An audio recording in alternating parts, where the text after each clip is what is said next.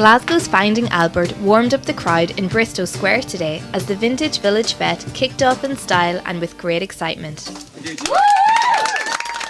More accustomed to tour buses, the venue for today's set struck a chord with the band's sense of novelty and adventure.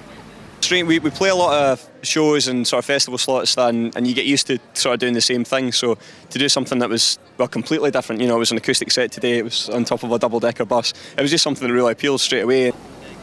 Playing on the retro stylings made popular by TV shows such as Mad Men and Downton Abbey, the Fete was organised by art students at Edinburgh University with a passion for all things vintage.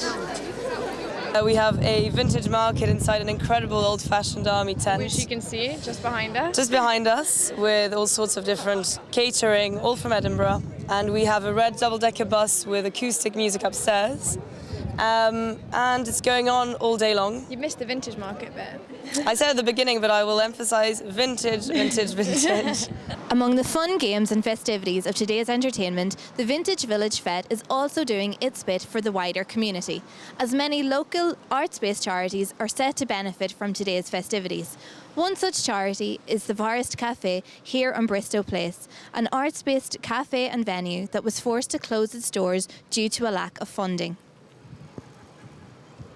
After paying a small donation, visitors to the event were treated to an artisan cafe, retro hairstyling and plenty of bargains, as the fun was undoubtedly put back into fundraising. We've met loads of nice people, there's been loads of great food and coffee, there's been loads of good bands on, it's just been a really fun day out. It's been good fun, it's been a good day, it's turned out to be really busy. The weather's been on our side, so it's been good. Lots of interesting characters, I think. It tends to attract those kind of, slightly curious, maybe slightly oddball types, like myself included, so there we go. By rummaging through rails of retro fashion, shoes and accessories, the thrifty vintage lovers of Edinburgh are helping to support the arts of the future by looking to the treasures of the past. Jill Geoghegan, Napier News, Edinburgh.